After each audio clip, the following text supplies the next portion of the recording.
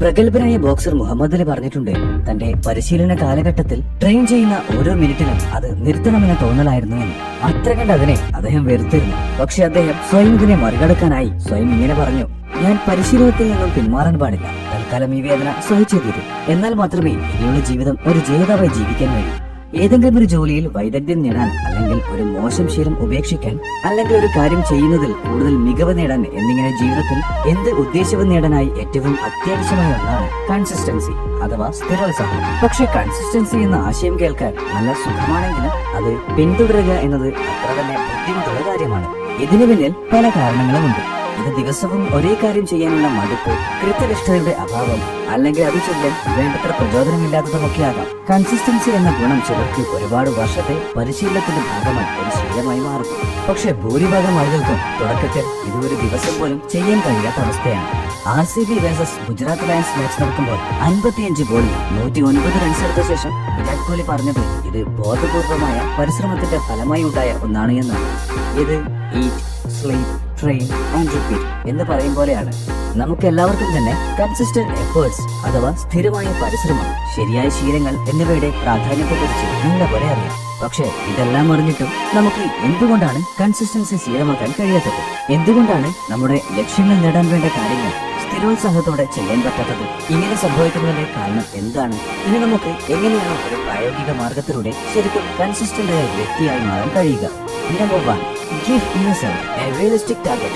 നമുക്ക് എല്ലാവർക്കും പറ്റുന്ന ഒരു തെറ്റ്, ഏതൊരു കാര്യത്തിനും കൺസിസ്റ്റന്റ് ആവാനായി ഇനി മുതൽ ഈ ഒരു കാര്യം അല്ലെങ്കിൽ ശീലം ജീവിതകാലം മുഴുവൻ പിന്തുടരും എന്ന് മുൻകൂട്ടി തീരുമാനിക്കും. ഉദാഹരണത്തിന്, നിങ്ങൾ രാവിലെ നേരത്തെ ഉണരുന്ന ശീലം ഉണ്ടാക്കാൻ ആഗ്രഹമുണ്ടെങ്കിൽ ഇനി മുതൽ എന്നും ഞാൻ കാലത്ത് നേരത്തെ തന്നെ എഴുന്നേൽക്കുമെന്ന് വിചാരിക്കും.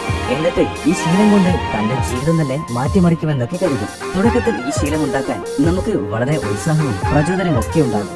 പക്ഷെ കുറച്ചു ദിവസം കൊണ്ട് തന്നെ നിങ്ങൾ വീണ്ടും പഴയ പോലെ ആവും. എന്നിട്ട് സ്വയം പറയും, ഇത് ജീവിതകാലം മുഴുവൻ ചെയ്യാമെന്നായിരുന്നു കരുതിയിരുന്നത്. പക്ഷെ ഇത് നടക്കുന്ന കാര്യമല്ല എന്ന്. അങ്ങനെ അത് സാധ്യമല്ല എന്ന് തോന്നി നമ്മൾ ആ ശ്രമം പാടെ ഉപേക്ഷിക്കും. ഇവിടെ നിങ്ങളുടെ ലക്ഷ്യവും അത് ചെയ്യുന്ന നിങ്ങളുമൊന്നുമല്ല പ്രശ്നം, മറിച്ച് നിങ്ങൾ സ്വയം തിരഞ്ഞെടുത്ത ഈ അസാധ്യമായ കാലയളവാണ്. ഞാനിത് ജീവിതകാലം മുഴുവൻ ചെയ്യുമെന്നല്ല നിങ്ങൾ പറയേണ്ടത്. പകരം വരുന്ന ഒരാഴ്ച ഞാൻ ദിവസം നേരത്തെ ഉണർന്നു നോക്കും. എന്നിട്ട് അത് തുടരണോ എന്ന് ആലോചിക്കും. ഇപ്പോഴത്തെ മുഴുവൻ ശ്രദ്ധയും ഒരാഴ്ച നേരത്തെ ഉണരുന്നതിനായിരിക്കണം. ഇതുപോലെ നിങ്ങൾ കൺസിസ്റ്റൻസി ഉണ്ടാക്കണമെന്ന് ആഗ്രഹിക്കുന്ന കാര്യം ചെയ്യാൻ ഒരു നിശ്ചിത കാലയളവ് തീരുമാനിക്കുക. ഇത് ഒരാഴ്ച അല്ലെങ്കിൽ ഒരു മാസമൊക്കെ ആകാം. പക്ഷെ ദീർഘമായ ഒരു കാലയളവ് തീരുമാനിക്കരുത്. അതുകൊണ്ട് നിങ്ങളുടെ പുതിയ ശീലം ഒരാഴ്ച കൃത്യമായി ചെയ്യാൻ ശ്രമിക്കുക. അതിലുപരിയായി ഓരോ ദിവസത്തിനും ഫോക്കസ് ചെയ്യുക. Number 2, actions influence motivation. നിങ്ങൾക്കും ഒരു പ്രവൃത്തി ചെയ്യാനുള്ള പ്രചോദനം ആവശ്യമായി തോന്നാറുണ്ടാകും. പക്ഷെ ഇത് തെറ്റായ ധാരണയാണ്. സാരമില്ല, ഇത് നമുക്ക് എല്ലാവർക്കുമുള്ള ഒരു പൊതുവായ തെറ്റിദ്ധാരണയാണ്. നമ്മൾ എപ്പോഴും കേൾക്കുന്നത് ഒരുപാട് പ്രചോദനമുള്ളപ്പോൾ മാത്രമേ നമുക്ക് സ്വയം എന്തെങ്കിലും ചെയ്യാൻ തോന്നൂ എന്ന്. പക്ഷെ ശരിക്കും നടക്കുന്നത് എന്താണ്? നമ്മളൊരു പ്രവൃത്തിയിൽ ഏർപ്പെടാനുള്ള മോട്ടിവേഷൻ അല്ലെങ്കിൽ പ്രചോദനം വരാൻ വേണ്ടി കാത്തിരിക്കും. പലപ്പോഴും പ്രചോദനം തോന്നിയാൽ പോലും പ്രവൃത്തിയിൽ അത് കൊണ്ടുവരാൻ കഴിയാതെ വരും. പക്ഷെ ജീവിതകാലം മുഴുവൻ ഇങ്ങനെ പ്രചോദനമുള്ളപ്പോൾ മാത്രം ജോലി ചെയ്യാൻ കഴിയുമോ? ഇല്ല അല്ലേ? ഇത് വളരെ തെറ്റായി മടിയുണ്ടാക്കുന്ന ചിന്തയാണ്. ശരിക്കും പ്രചോദനം ഉണ്ടാകുന്നത് അത് നമ്മളെ ആ ഒരു പ്രവൃത്തി തന്നെ തുടർന്ന് ചെയ്യാൻ പ്രേരിപ്പിക്കും. അതുകൊണ്ട് തന്നെ വർക്ക്ഹോളിക്കായ ആളുകൾ എപ്പോഴും എന്തെങ്കിലുമൊക്കെ ചെയ്തുകൊണ്ടിരിക്കും. അവർക്ക് ഇങ്ങനെ സദാസമയവും ജോലി ചെയ്യുന്ന ശീലമുണ്ടായിരിക്കും. നിങ്ങൾക്ക് പ്രോക്രാസ്റ്റിനേറ്റ് ചെയ്യുന്ന, അതായത് ജോലികൾ പിന്നത്തേക്കായി മാറ്റിവെക്കുന്ന ശീലമുണ്ടെങ്കിൽ ഈ ഒരു ടിപ്പ് നിങ്ങളെ തീർച്ചയായും അത് മാറ്റാൻ സഹായിക്കും. മോട്ടിവേഷൻ നമ്മളെ ആക്ഷൻ എടുക്കാൻ പ്രേരിപ്പിക്കും എന്ന തോന്നൽ മാറ്റിവെച്ച് എന്തെങ്കിലുമൊക്കെ ആക്ഷൻ എടുത്താൽ മാത്രമേ തുടർന്ന് പ്രവർത്തിക്കാൻ പ്രേരണ കിട്ടൂ എന്ന സത്യം മനസ്സിലാക്കുക. ഇതിൽ നിന്നുമാണ് ഡു സംതിങ് പ്രിൻസിപ്പിൾ ഉരുത്തിരിഞ്ഞു വന്നത്. ഇത് പിന്തുടരാൻ ഡേവിഡ് ആലന്റെ 2 മിനിറ്റ് റൂൾ നിങ്ങളെ സഹായിക്കും. നിങ്ങൾക്ക് പഠിക്കാൻ തോന്നുന്നില്ല എങ്കിൽ സ്വയം ഇങ്ങനെ പറയൂ: ഞാൻ 2 മിനിറ്റ് മാത്രം പഠിക്കും. അങ്ങനെ നിങ്ങൾ നിങ്ങളുടെ ഡെസ്കിൽ പോയി ഇരുന്ന് ബുക്ക് എടുത്ത് 2 മിനിറ്റ് പഠിച്ചു കഴിഞ്ഞാൽ പിന്നെയും 30 മിനിറ്റ് നേരം കൂടി പഠിക്കാനാണ് കൂടുതൽ സാധ്യത. നിങ്ങൾക്കറിയാമായിരിക്കും, ആദ്യത്തെ സ്റ്റെപ്പ് എടുക്കുക എന്നതാണ് ഏറ്റവും വിഷമം പിടിച്ച കാര്യം. മാത്രമല്ല, ലോകമെമ്പാടുമുള്ള ഗവേഷകരും മനഃശാസ്ത്രജ്ഞരും സെൽഫ് ഇംപ്രൂവ്മെന്റ് കോച്ചസും വരെ കരുതുന്നത് ആക്ഷൻ എടുക്കുമ്പോൾ കൂടുതൽ കൺസിസ്റ്റന്റ് ആയി ഒരു കാര്യം ചെയ്യാനുള്ള മോട്ടിവേഷൻ നമുക്ക് കിട്ടുന്നു എന്നാണ്. Number 3, 1 habit at A time.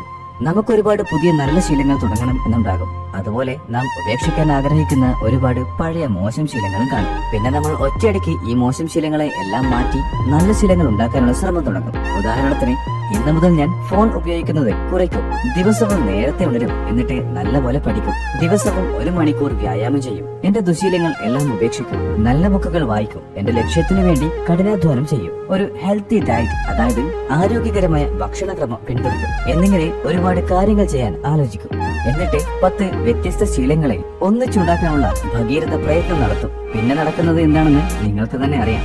അതിലൊന്നുപോലും ശരിയായി ചെയ്യാൻ നമ്മളെ കൊണ്ട് പറ്റില്ല. അതുകൊണ്ട് തന്നെ ഏറ്റവും നല്ല മാർഗം ഒരു സമയം ഒരു ശീലം മാത്രം കൺസിസ്റ്റന്റായി പിന്തുടരാൻ ശ്രമിക്കുക എന്നതാണ്. നിങ്ങൾക്ക് ദിവസവും പഠിക്കണമെന്നോ നിങ്ങളുടെ ലക്ഷ്യത്തിലെത്താനുള്ള എന്തെങ്കിലും ചെയ്യണമെന്നോ ഒക്കെ ഉണ്ടെങ്കിൽ കുറച്ചു ദിവസം അതിൽ മാത്രം ശ്രദ്ധ കേന്ദ്രീകരിക്കുക. നിങ്ങളുടെ പല ദുശീലങ്ങളും ഈ ഒരു നല്ല ശീലം കൊണ്ട് തന്നെ ഇല്ലാതാകും. പിന്നെ ആ ഒരു ശീലം ശരിക്കും നിങ്ങളുടെ ഒരു ശീലമായി മാറിക്കഴിഞ്ഞിട്ട് നിങ്ങൾക്ക് മറ്റു നല്ല ശീലങ്ങൾ ഓരോന്നോരോന്നായി ഉണ്ടാക്കാനും അതിൽ കൺസിസ്റ്റന്റ് ആവാനുമുള്ള ശ്രമം തുടങ്ങും. Number 4, follow your heart, less follow your mind more. ജീവിതത്തിൽ എന്തെങ്കിലും വലിയ നേട്ടം നേടിയ ഏതൊരാളും അവരുടെ മനസ്സും ബുദ്ധിയും തമ്മിൽ ഒരു സന്തുലനമുള്ള ആൾക്കാരാണ്. അതുകൊണ്ട് ജീവിതത്തിലെ അർത്ഥവത്തായ തീരുമാനങ്ങൾ മനസ്സുകൊണ്ടും യുക്തിപരമായ തീരുമാനങ്ങൾ ബുദ്ധി ഉപയോഗിച്ചുമാണ് എടുക്കേണ്ടത്. നിങ്ങളുടെ മനസ്സ് ജീവിതത്തിൽ എന്തെങ്കിലും നേടണം എന്ന് ആഗ്രഹിച്ചാൽ അത് നിങ്ങളുടെ മനസ്സിന്റെ തന്നെ തീരുമാനമാണ്. പക്ഷെ ആ ഒരു ലക്ഷ്യത്തിലെത്താനായി നിങ്ങൾ യുക്തി ഉപയോഗിച്ച് പ്രായോഗികമായ ഒരു മാർഗം ആലോചിക്കണം. അതിനായി നിങ്ങളുടെ ബുദ്ധിയാണ് കൂടുതൽ സഹായിക്കാൻ പോകുന്നത്. അതുകൊണ്ട് ദിവസവും ഒരു കാര്യം ചെയ്യുക, അല്ലെങ്കിൽ കൺസിസ്റ്റന്റായി മാറുക എന്നതൊക്കെ ആവർത്തിച്ച് ചെയ്യേണ്ട ഒന്നാണ്. നമ്മുടെ മനസ്സിനാകട്ടെ ആവർത്തിച്ച് ചെയ്യേണ്ട ഒന്നിനോടും തന്നെ താല്പര്യം തോന്നാറില്ല. അതുകൊണ്ട് തന്നെ നിങ്ങളുടെ മനസ്സ് നിങ്ങളോട് ഇപ്പോൾ അത് ചെയ്യാൻ തോന്നുന്നില്ല എന്ന് പറഞ്ഞുകൊണ്ടേയിരിക്കും. ഇത്തരം സന്ദർഭങ്ങളിൽ മനസ്സ് നമ്മളെ വഴിതെറ്റിക്കുകയാണ് എന്ന് മനസ്സിലാക്കി യുക്തിപരമായി പ്രായോഗിക ബുദ്ധി ഉപയോഗിച്ച് തീരുമാനമെടുക്കുക. അത് നമുക്ക് ശരിയായ ഒരു ഉത്തരം നൽകും. അങ്ങനെ നമ്മുടെ മനസ്സ് വേണ്ട, ഇപ്പോൾ അത് ചെയ്യേണ്ട എന്നും അതേസമയം തലച്ചോറ് ഇത് ചെയ്യുന്നത് നിനക്ക് വേണ്ടി തന്നെയാണ് എന്നും പറയുന്ന സന്ദർഭങ്ങളിൽ 99% ആളുകളും മനസ്സ് പറയുന്നത് തന്നെ കേൾക്കും. അങ്ങനെ അവർ ജീവിതകാലം മുഴുവനും ഒരു സാധാരണ ശരാശരി വ്യക്തിയായി ഒതുങ്ങിപ്പോകും.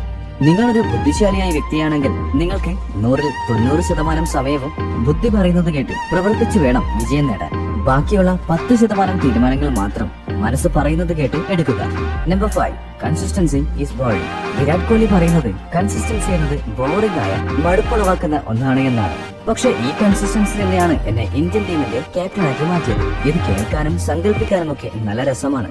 ദിവസവും വർഷങ്ങളോളം കൺസിസ്റ്റന്റായി ഒരു കാര്യം ചെയ്യുക. പക്ഷെ യഥാർത്ഥത്തിൽ ഒരേ കാര്യം തന്നെ ദിവസവും ചെയ്യുമ്പോൾ കുറെ നാളുകൾക്ക് ശേഷം അത് ബോറിംഗ് ആയി തോന്നാൻ തുടങ്ങും. അത് നിങ്ങൾക്ക് എത്ര ഇഷ്ടമുള്ള കാര്യമായാലും ശരി, ഇത് മനുഷ്യ സഹജമായ ഒരു പ്രവണതയാണ്. നിങ്ങൾക്ക് ചോക്ലേറ്റ്, ബിരിയാണി, പിസ്സ എന്നിവ എത്ര തന്നെ ഇഷ്ടമാണെങ്കിലും നിങ്ങളത് ദിവസവും 3 നേരം കഴിച്ചു തുടങ്ങിയാൽ പിന്നെ നിങ്ങൾക്ക് അതിനോട് വെറുപ്പ് തോന്നാൻ തുടങ്ങും. അങ്ങനെയിരിക്കെ നിങ്ങൾക്ക് മുൻപേ തന്നെ ബുദ്ധിമുട്ടും ബോറിംഗുമായി തോന്നുന്ന ഒരു കാര്യം എങ്ങനെയാണ് ദീർഘകാലത്തേക്ക് പിന്തുടരാൻ കഴിയുക? അതുകൊണ്ട് തന്നെ ഏതൊരു ശീലവും തുടങ്ങുന്നതിന് മുൻപ് വളരെ പ്രയാസമുള്ള, മടുപ്പ് തോന്നിപ്പിക്കുന്ന ഒന്നാണ് എന്ന കാര്യം മനസ്സിലാക്കി മനസ്സിൽ ഉറപ്പിക്കുക. അതുകൊണ്ട് ഏത് കാര്യവും ചെയ്യാൻ തോന്നാതെ മടി പിടിച്ചിരിക്കുന്ന സമയം അത് ഇന്ന് തന്നെ ചെയ്താലും നാളെ ചെയ്താലും ബോറിംഗും ബുദ്ധിമുട്ടും തന്നെ ആയിരിക്കുമെന്ന് ചിന്തിക്കുക. ഇത് ചെയ്യാതിരുന്നാൽ ഞാൻ പഴയ പോലെയാവും. അതുകൊണ്ട് ഇത് ചെയ്ത് മടുപ്പ് തോന്നുന്നു എന്നത് സാരമുള്ള കാര്യമല്ല. ഇവിടെ ജോലി കൺസിസ്റ്റന്റായി ദിവസവും ചെയ്യുന്നുണ്ടോ എന്നതാണ് പ്രധാനം. മനം മടുപ്പിക്കുന്ന ഒരു കാര്യം കൺസിസ്റ്റന്റായി ചെയ്യുമ്പോൾ അത് തന്നെ നിങ്ങളെ നാളെ ഒരു ചാമ്പ്യനാക്കി മാറ്റും. ദ ഗ്രേറ്റ് മുഹമ്മദ് അലിയും വിരാട് കോഹ്ലിയും ഇതിന് ഉത്തമ ഉദാഹരണങ്ങളാണ്. ഈ വീഡിയോ ഇഷ്ടമായെങ്കിൽ തീർച്ചയായും ഇത് നിങ്ങളുടെ സുഹൃത്തുക്കൾക്കും പ്രിയപ്പെട്ടവർക്കും ഷെയർ ചെയ്ത് നൽകുക.